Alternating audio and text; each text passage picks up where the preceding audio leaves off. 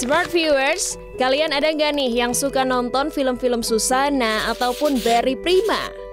Heran gak sih kenapa di Orde Baru yang katanya ketat dan penuh sensor justru malah banyak film-film yang mengandung kekerasan dan aksi sensual. Dan faktanya nih, film-film tersebut malah laku di luar negeri. Yuk dengerin bincang-bincang kita tentang buku hasil disertasi Eki Imanjaya yang berjudul The Real Guilty Pleasures, menimbang ulang sinema eksploitasi transnasional Orde Baru yang juga ditemenin sama Azam dan Deka dari Kolong Sinema.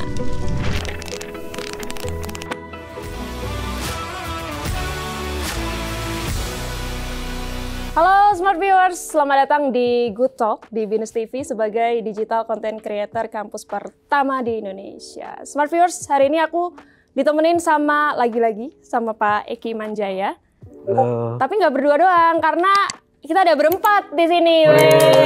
Selamat datang Mas Deka dan Mas Azam dari Kolong Sinema. Ya, ngomong-ngomong, tapi ini kita lagi ada di mana ya Pak? Ini di Lab Film di Binus University di Alam Sutra.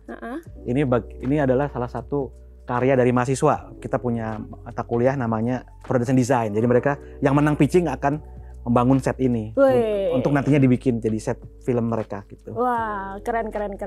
Ini zombie temanya. Nih excited ini ya, excited terlalu menggebu-gebu gitu kan. Karena pas banget kita menggebu-gebu karena kita akan ngebahas tentang salah satu hasil karya penelitiannya Pak Eki ya. Ditemenin sama Mas di sini. Nah, ya ini yang akan kita bahas nih Smart Viewers. Nih. Ini buku hasil penelitian Pak Eki ya? Iya, itu disertasi S3 saya. Diterjemahkan. Oke. Lalu dibikin buku dan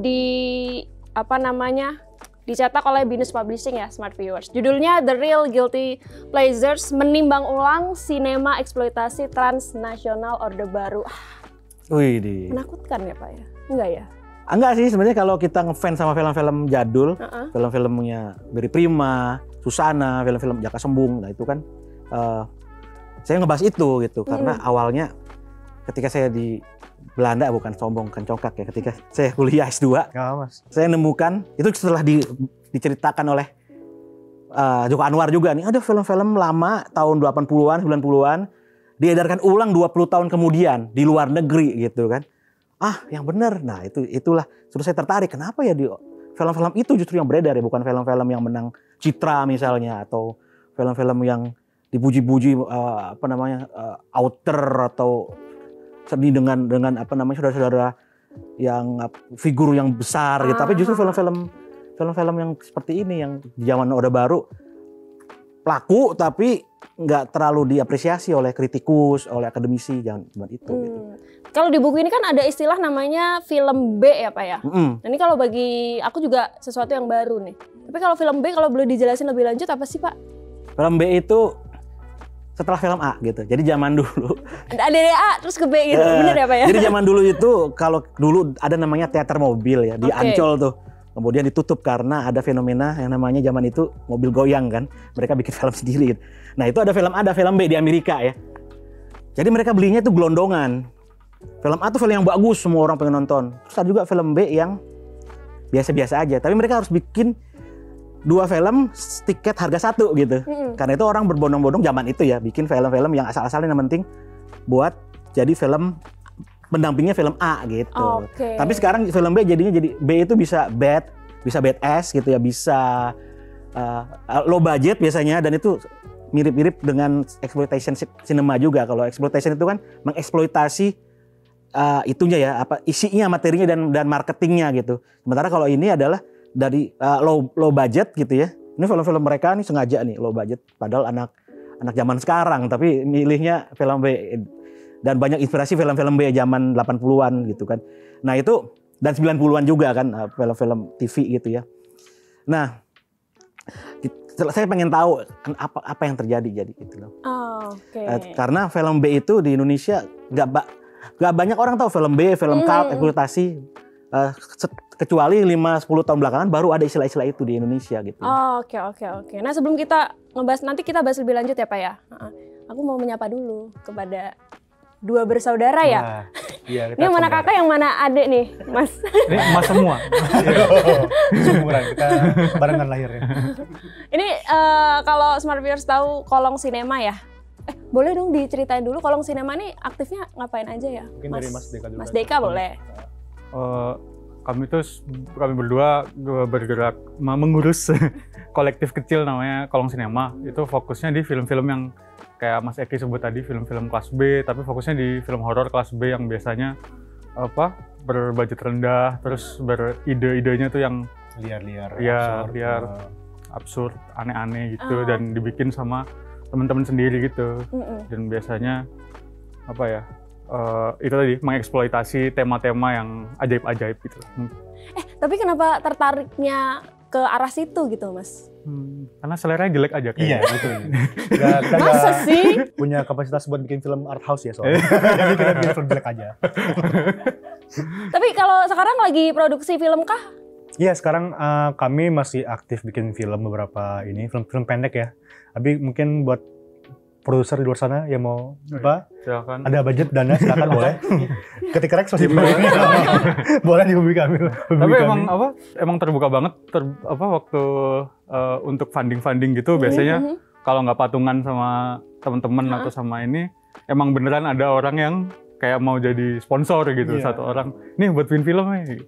Karena itu namanya guilty pleasure, karena itu ditonton film-film sana tuh banyak banget yang nonton gitu, tapi nggak semua orang mau mengakui kayak mereka yang gue bangga gini, dan mereka bikin film-film semacam itu gitu ya. Jadi padahal yang nonton banyak. Jadi kalau di zaman Orde Baru, zaman sekarang juga ya, justru penontonnya yang penggemar film-film kayak gitu zaman itu ya, Susana, Jaka Sembung gitu, kayak gitu-gitu. Sampai kalau saking banyaknya juga ketertarikan dari luar negeri sampai di ini ya Pak, ada istilahnya Crazy Indonesia ya? Crazy Indonesia ya. Mungkin saya bisa kasih tunjuk ya. Boleh. Contoh. Apa tuh Pak? Ini di tahun 2010-an gitu ya. Ini di Terminator yang paling terkenal nih. Dia masuk 10 cult films di dunia gitu ya, nomor 58. Ini judul aslinya Pembalasan Ratu Laut Selatan. Ini lihat, Pak. Iya. Iya. Ini Mondo Macabro bagus banget karena mereka juga ngasih berbagai macam itu ya. Terus yang kedua adalah ini kayak The Stabilizer. Terus apa lagi ya? Yang satu lagi yang menarik itu Ferocious Female Freedom Fighter. Nah, dia didubbing dengan, kalau zaman dulu 80-an kan, do you want to try my kung fu? Kayak gitu-gitulah. Ini didubbing jadi beda banget dengan filmnya. Kan ini filmnya tentang film gulat ya, perempuan.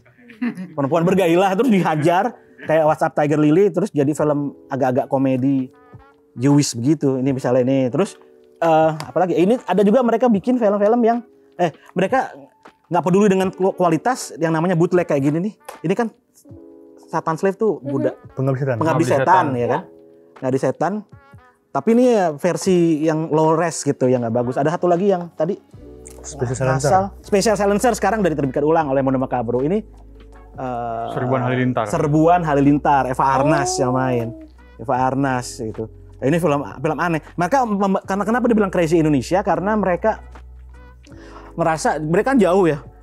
Jadi ada kasus di mana waktu saya lagi di Belanda itu ada mata kuliah judulnya Fictional Event Real Emotion. Saya ngomongin disgust kan, jijik gitu. Saya ngambil trailernya Jaka Sembung. Kan yang adegan tangan dipotong balik lagi, kepala dipotong balik lagi gitu ya. Ketika selesai itu ada anak-anak S2 yang bule-bule itu datang ke saya terus kasih ucapan gitu. Terima kasih. Loh, terima kasih. Anda telah memperkenalkan superhero baru. Kenapa begitu? Nggak ada tuh di barat orang dipancung balik lagi kepalanya. Hanya di Indonesia dia bilang. Hanya di Asia kayak gitu. Jadi mereka suka hal-hal yang sifatnya eksotis, terus mistik segala macam, karena bagi mereka aneh gitu ya, aneh, dan mereka nggak ngebayang gitu kan. Mereka kan kalau ngeliat setan-setannya ya. Dracula, gitu ya. Kan Dracula bersih gitu kan, terus gitu-gitu lah, vampire, Frankenstein kan sangat saintifik lah gitu-gitu. Sementara ini kan yang gore-gore ada sih, tapi kan yang Brazil ya kayak voodoo ada. Ada, tapi ini kan yang tiba-tiba ini yang terbaru nih tahun 2023 baru nih, salah satunya Santet. Nah, dan mereka nggak mengganti judulnya, tetap Santet. Nah, ini dalam Santet ini Susana ya. Susana ini misalnya dia jadi manusia harimau, perempuan harimau, terus disantet, tiba-tiba muntah kodok keluar, gitu loh, keluar terus ikan masih seger gitu-gitu yang gila nih gitu. Yang bagi mereka sesuatu yang tidak masuk akal. Nah, itu yang mereka. Makanya dibilang crazy Indonesia. Karena ada crazy Indonesia, ada rare Filipino, ada Weki Siam itu Thailand gitu. Jadi banyak nih. Nah, ini salah satu yang membuka cakrawala bukunya si Pitums ya, namanya Monokal juga. Di sini ada tentang Indonesia juga di situ, Mystic in Bali layaknya.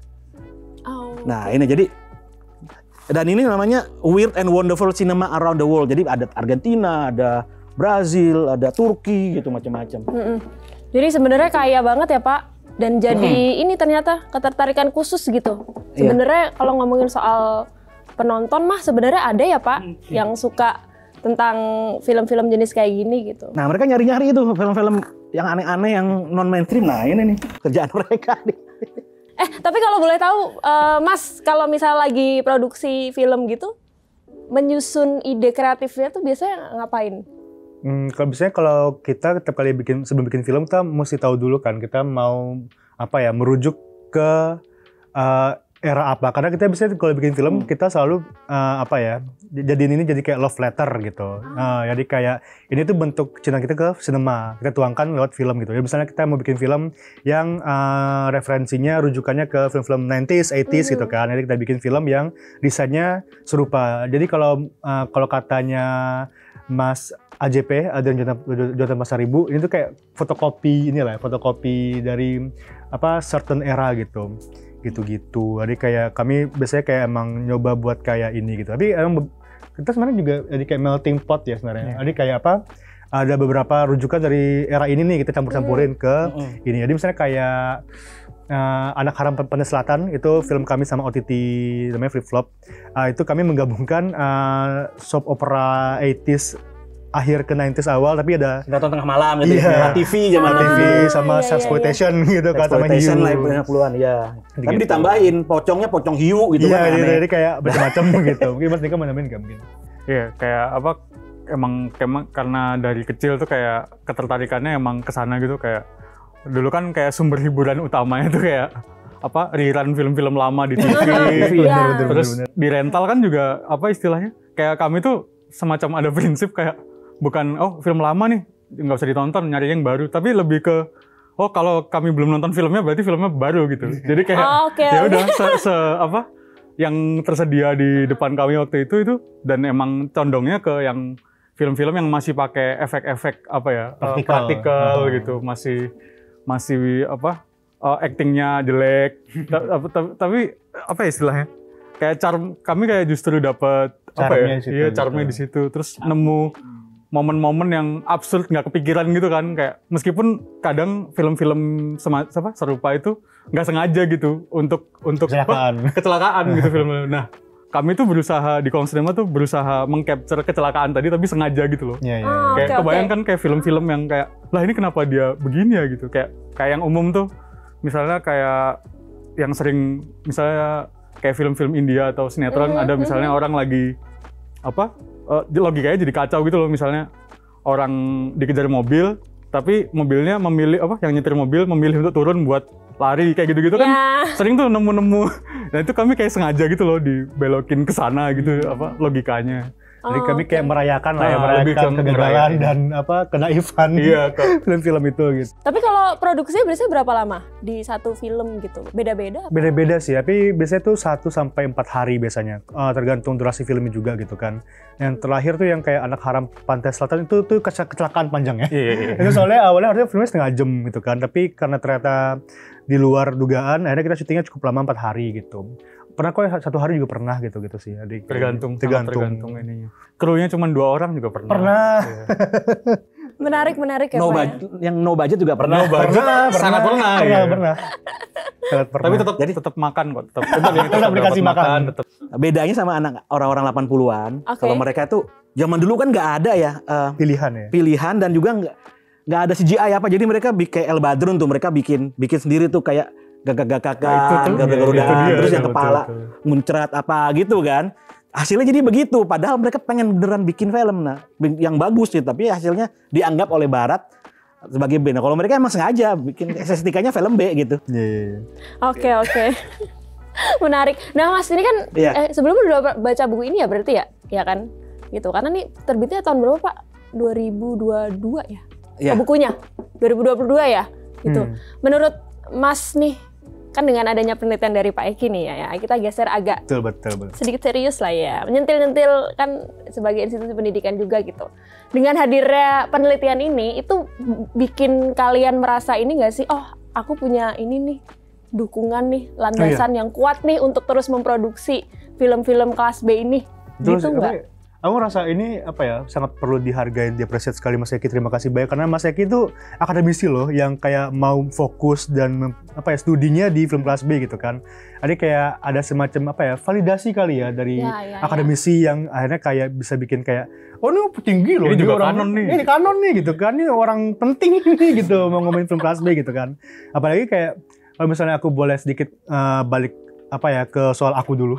Soalnya aku dulu ketika pertama kali bikin film juga kadang-kadang suka diremehkan karena bikin film kelas B kan, kayak dulu tahun 2016 gitu misalnya kayak aku ngajakin teman-teman mau bikin film pendek terus kayak mereka tuh nanya kayak mau taruh di festival mana gitu. Mereka pasti mikirnya mau bikin film festival kan, mau jadi festival material yang ngomongin soal isu politik sosial atau ngomongin poverty porn, terus kayak long shot, long take gitu kan. Nah, tapi aku pengennya bikin film kelas B gitu kan. Jadi menurutku itu kayak ngevalidasiin kekhawatiranku dan kayak teman-teman yang lain yang juga pengen bikin film yang di ranah yang sama gitu. Jadi menurutku ini buku penting banget gitu loh menurutku gitu keberadaannya. Oke, tapi menurut Mas Deka kali ya gantian. Sepanjang kalau kolong sinema tadi mulainya tahun berapa ya Mas? 17-18an. 17-18 ya sampai 17. sekarang kan awal 2024 ya. Ada ini nggak sih Mas dari segi penonton atau ketertarikan ya dari masyarakat itu meningkat nggak sih terhadap produksi film ini? Kita? Memang karena keren aja ya. Waduh. Atau ada faktor lain gitu? Kalau kami percayanya kayak apa istilahnya? Kami tuh sangat mungkin nyambungin juga sama kayak Mas Eki kan sempat bahas soal pengen menantang istilahnya Mas sejarah resmi itu loh. Iya betul. Nah itu kan merujuknya kayak keseragaman jenis film yang dianggap valid gitu, dianggap ini film Indonesia yang begini harusnya gitu. Nah aku senengnya dari buku Mas Eki kayak menantang untuk nggak mau gitu buat diseragamkan gitu. Dan jangan-jangan itu juga ngaruh gitu sama persepsi penonton sama film horor atau film bioskop yang makin kesini tuh kayak ini kayak mirip-mirip aja gitu filmnya. Jangan-jangan kami emang awalnya tuh kan kayak di kampus-kampus atau screening kecil atau bikin screening sendiri gitu. Makin kesini emang makin rame dan beragam juga penontonnya. Kemungkinan juga kayak mereka craving tontonan yang istilahnya nggak seragam dengan apa yang ditawarin sama film-film besar mainstream gitu-gitu mungkin ya. Jadi sebenarnya kan banyak selera itu banyak di Indonesia ya. Jadi zaman Orde Baru itu ada namanya istilahnya film kultur edukatif, mencari wajah Indonesia yang sebenarnya. Jadi film yang bener tuh kayak gini. Nah gitu. Padahal film-film yang laku saat itu film-film yang dianggap justru yang kayak ini. Nah, maaf. Saya jadi iya betul. Jadi dan saya yang terkesan adalah ketika Mas Eno Gumil Aji Dharma ya yang sangat kenal itu dan banyak sekali wawasannya. Dia bilang ketika dia ada yang merendahkan selera terhadap orang-orang yang suka dengan film tahun 2000-an, film Nayato misalnya ya. Terus komentar dia di Kompas adalah sombong, arogan sekali orang-orang yang memandang rendah selera-selera itu, dia bilang. Karena apa? Karena film itu hadir dan dikonsumsi banyak orang, itu menandakan bahwa sebuah komunitas haus dan butuh estetika tertentu, dan itu dipenuhi oleh film-film ini gitu. Jadi karena itu di buku ini saya bilang tadi menantang tadi adalah di dalam kesimpulannya saya bilang bahwa kita harus menimbang ulang film ini dan film-film yang dianggap sampah B segala macam harus masuk dalam sejarah film Indonesia karena selama ini nggak ada kan, belum ada ngebahasnya kan film-film yang kanon tadi ya, film-film yang hebat, yang dianggap pemenang citra dan lain-lain. Padahal ini juga anak kandung sinema Indonesia, kan? Betul. Tapi memang kalau boleh tahu masanya memang di Orde Baru ya Pak. Dalam artian memang dulu di Orde Baru banyak pembungkaman film apa gimana sih? Ya, jadi ini menarik yang ketika saya salah satu riset question saya, wah ini mulai kelas metodologi film. Ini adalah kan zaman Orde Baru katanya banyak sensor.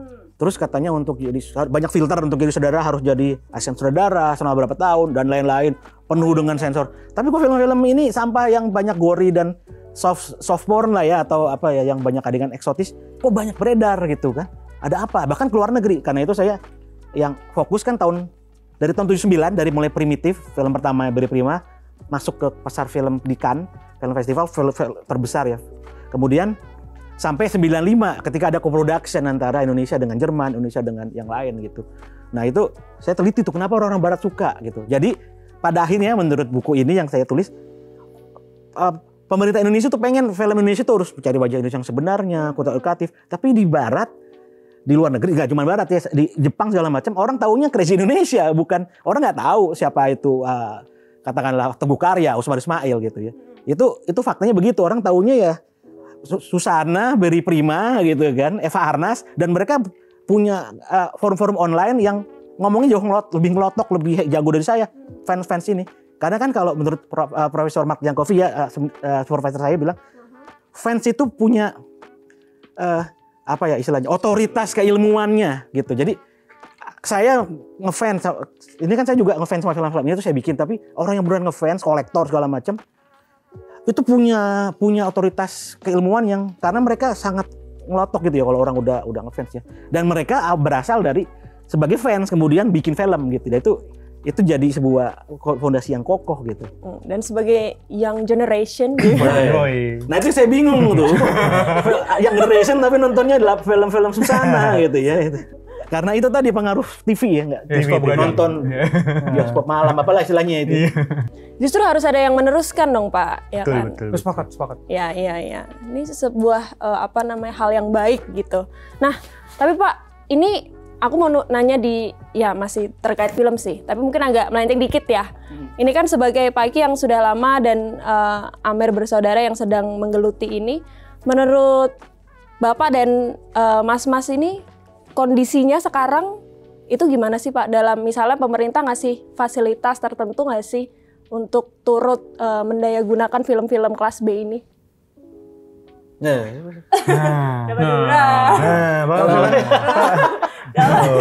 Silakan Pak. Kalau saya sih ya, kalau soal funding dan kebijakan oke ya pemerintah, tapi kalau bisa selain itu biarkan aja masyarakat sendiri yang ngatur gitu, yang selera mereka gitu. Sekarang yang menarik adalah sensor film lebih baik ya sekarang. Yeah. Karena mereka pakai sistemnya klasifikasi usia dan tidak ada lagi pembeluran, tidak lagi pembuntingan. Kalau misalnya mentok gitu, kamu ini terlalu vulgar nih. Mau 17 tahun apa mau 13 tahun? Mau 13 tahun tetap atau mau naik 17 tahun atau 21 tahun. Jadi ada dialog gitu ya.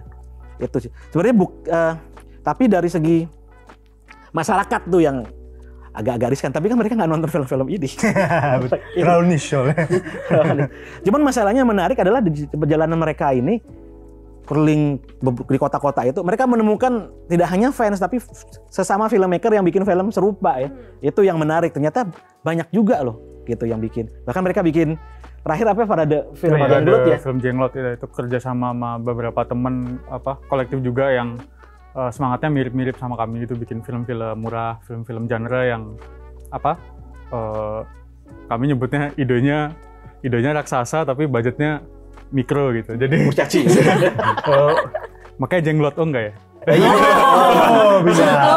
Itu apa istilahnya? Bareng sama teman-teman di Mercusuar, film itu masih Git, itu biasanya filmnya yang eksperimental, ajaib-ajaib gitu, terus sama teman-teman Blingy Wood, Javora, mereka di fokusnya Jember. di Blitar. Blitar. Ya. Itu ininya Mas Gugun, ada Mas Tera, mereka fokusnya di genre-genre action gitu, tapi yang fantastis gitu, yang ajaib-ajaib kayak ya filmnya bapak-bapak yang masih silat-silatnya tuh silat-silat, ngerti kan ya, yang gitu-gitu, bukan yang terlampau realistis gitu.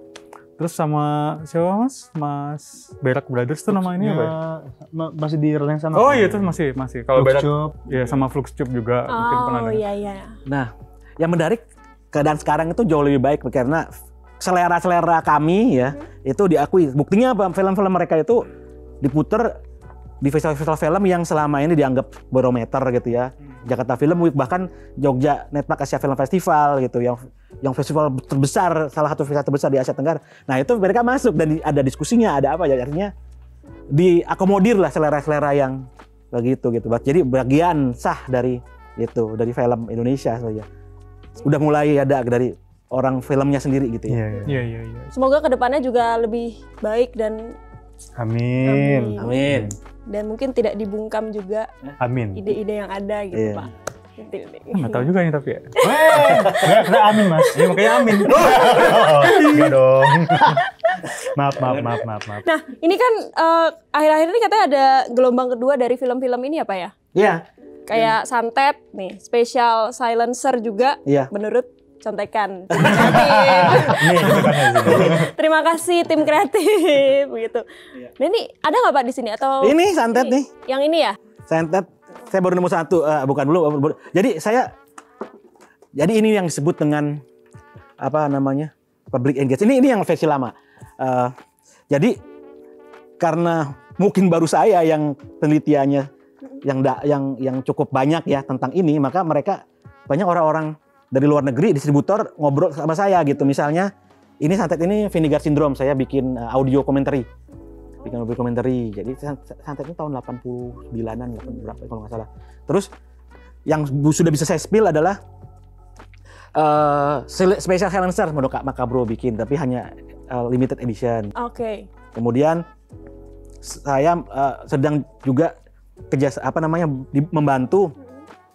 Jadi saya membantu apakah nulis artikel, karena mereka itu kalau kita lihat di sini ya, mereka banyak banget spesial, karena DVD sekarang udah nggak ada ya di Indonesia. Bener. Mereka bikin spesial DVD features gitu. Jadi ada wawancara, ada tulisannya apa itu mistik di Bali, apa itu leak, apa itu gitu-gitu. Jadi mereka bikin, saya bantuin nulis artikelnya atau wawancara filmmakernya gitu. Dan termasuk bikin dokumenter panjang tentang Susana itu yang itu menarik, dan itu membuat saya keliling ngobrol-ngobrol dengan banyak orang gitu, terutama orang-orang lama. Kalau orang barunya Pak? Orang baru ada ya beberapa, termasuk ini Mas Deka, Aminkan dulu. Mas Joko Anwar juga diwawancara juga. Oke. Kalau dari Mas Deka sama Mas Azam, bener kan ya? Iya benar. Salah. Lagi produksi apa, mungkin boleh di-spill nggak? Ada Atau belum boleh di-spill? boleh ya, kita lagi ada post produksi film baru judulnya Akibat Internet Bebas. Akibat apa Mas? Internet Bebas. Akibat Internet internet bebas. bebas. Ini semacam wordplay dari Akibat Pergaulan Bebas gitu. Itu lagi post produksi, kita kerja bareng sama PH Imaginarium Pictures. Kita juga lagi post produksi film panjang ya Mas, sama Mas Eki juga. Itu boleh spill apa gimana Mas? Spill nggak nih? Saya bantu-bantu aja. Aduh, padahal beliau komposer musiknya. Iya, Rame-rame. Darah Nyai judulnya. Nah, itu Ada di Instagram, film Darah Nyai. film Darah Nyai ya. Itu juga kita mau nyoba bikin film horor yang secara sengaja mengemulasi estetika film-film horor 80s, 90s juga gitu. Nah, kita juga pengen referensinya ke film-film horor Hong Kong, Indonesia zaman-zaman dulu juga gitu sih. Kalau biasa rilisnya di mana ya Mas? Kalau Darah Nyai insya Allah di bioskop. Kalau Akibat Internet Bebas mungkin di OTT. Tapi kita emang sebenarnya Kolong Sinema itu ketika kita pertama kali bikin itu kita sebenarnya pengennya keliling-keliling kampus ya Mbak. Keliling-keliling ya sebenarnya gitu kan. Kita bikin screen sendiri, kampus gitu-gitu. Karena kita memang pengen kayak menyebarkan ajaran sesat film kelas B nih gitu. Kayak bikin film kelas B semuanya gitu kan. Tapi karena COVID kemarin, mau nggak mau kita terpaksa mengubah strategi. Yang mana kita yaudah terpaksa kita bikin screeningan online gitu-gitu kan. Karena walaupun mungkin akan achieve lebih banyak viewers, audience, tapi kita nggak ada chance untuk mengedukasi teman-teman untuk soal film kelas B ini gitu kan. Makanya COVID tuh sempat yang kayak mematahkan strategi kita gitu. Tapi akhirnya ya udah setelah COVID kita ada lebih aktif bikin film, lebih aktif untuk bikin kayak itu parade film Jenglot ya gitu-gitu kan gitu. Ini yang dipakai kaosnya film terakhirnya. Oh iya, ini film drama. Jangan percaya Azam kalau dia ngomong film drama. Masih film drama bener, film drama ini. Film drama. Kalau ini kaos apa ya Mas? Oh ini Ratu Ilmu Hitam. Oh, iya. Ratu Ilmu Hitam. Queen of Black Magic, saya nggak bawa sih DVD-nya. kaosnya produksiannya Piring Tirbing. Piring Tirbing. Ya. Nanti kalau mau tahu lebih lanjut ada IG-nya ya. Boleh. Kolong Cinema. Wah, gitu. Kayaknya nggak mungkin masukin sih. Oke, mungkin dari Pak Eki ada yang mau disampaikan lagi terus untuk bukunya selain bisa dibeli di Binus Publishing. Ya, sebenarnya saya ingin menawarkan yang perspektif baru dari sejarah film Indonesia. Jadi sejarah film alternatif yang mungkin sepertinya tidak ada di buku-buku atau dalam wacana pembicaraan entah itu di pendidikan film atau di secara umum lah ya, karena saya memasukkan film-film B yang ternyata sangat penting gitu, signifikan gitu ya, mulai dari segi penontonnya karena yang nonton banyak gitu ya, tapi nggak pernah menang citra gitu, ataupun dari aturan-aturannya karena Orde Baru saya melihat ada pola Orde Baru paradoks itu, mereka kontradiktif aturan satu dengan lainnya gara-gara film-film ini gitu, sampai film-film ini sebenarnya menjadi representasi Indonesia gitu karena film itu ditonton banyak fans di globalnya gitu ya. Jadi dengan begitu maka saya ingin menggarisbawahi bahwa yaitu mereka adalah anak-anak sah, anak-anak kandung film Indonesia juga, karena yaitu karena kan kalau kata Karl Haider, saya harus ingat ini dong karena dia. Kan ngomongnya buku ya Pak ya, buku ya kan, untuk melihat masyarakat Indonesia, untuk melihat sebuah budaya itu yang dilihat adalah film genre atau film yang mainstream karena mereka dekat dengan masyarakat. Kalau film auteur atau film art itu lebih kepada pandangan atau perspektif saudaranya kan, personal banget gitu dan berjarak dengan penonton, dengan masyarakat. Sementara kalau film genre itu menandakan masyarakatnya seperti apa, kita bisa bacanya seperti itu juga gitu. Oke. Terima kasih Pak Eki. Sukses terus. Mungkin ditunggu penelitian lainnya. Siap. Iya. Dan untuk Mas Deka dan Mas Azam, sukses terus. Sukses. Untuk produksi film-filmnya ditunggu pokoknya. Terima kasih. Untuk kolom sinemanya, dan terima kasih juga udah mampir di Binus ya. Beda tadi ada yang lupa mau ditanyain, kenapa sih dipanggilnya Amer Bersaudara? Azam Merdeka. Azam Merdeka gitu ya. Gabung aja. Makanya panggilannya Deka. Iya. Merdeka gitu. Apakah udah merdeka Pak? Jangan kemana? Pertanyaannya mancing-mancing ini pertanyaannya. Oke, terima kasih Mas Deka, Mas Azam, Pak Eki. Oke. Nanti kalau ada berita lagi berarti kita kumpul lagi nih ya. Iya. Iya dong, gitu. Oh ya, satu lagi ya. Ini jadi saya pengen jadi benchmarking buat diri sendiri. Jadi buku ini karena saya ingin memasukkan film-film B, maka saya juga masukkan dalam kurikulum dan silabus di Binus Film. Walaupun cuma 1-2 topik tentang itu, tentang film-film B gitu. Misalnya dalam History of Indonesian Cinema, Indonesian Director Studies dan lain-lain. Paling nggak ada pembicaraan itu, mereka tahu. Dalam film literasi juga kita putar misalnya film tadi tuh Ratu Ilmu Hitam gitu, tapi didiskusikan, nggak cuma ditonton gitu. Wah, keren Mas. Keren. Masuk, baiki. Dan untuk smart viewers mungkin yang tertarik membaca buku ini, sebenarnya kita ada giveaway juga ya Pak? Iya. Ada giveaway gitu, ditunggu ya. Dan kalau mau beli langsung juga bisa di Binus Publishing gitu, lagi ada diskon nih gitu, 30%, up to 30%.